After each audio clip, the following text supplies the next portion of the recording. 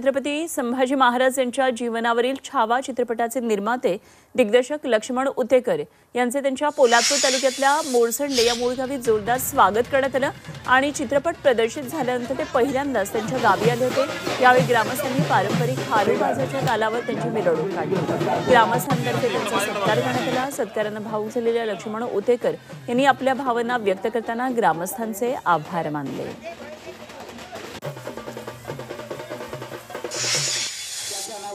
म्हणजे मी जरी चित्रपट बनवत असलो, शहरामध्ये डायरेक्टर असलो किंवा सिनेमॅटोग्राफर असलो, तरी दर महिन्याला माझी फेरी माझ्या गावी होते आणि माझ्या गावात एक माझ्यासाठी ऑक्सिजन असतो। तो दरवेळी येऊन मी रिबूट करून रिफ्रेश होऊन इकडनं जातो आणि मला वाटते गाव हे प्रत्येकाच्याच वाट्याला, प्रत्येकाच्याच आयुष्यातलं एक ऑक्सिजन असतं आणि तसंच माझं पण आहे।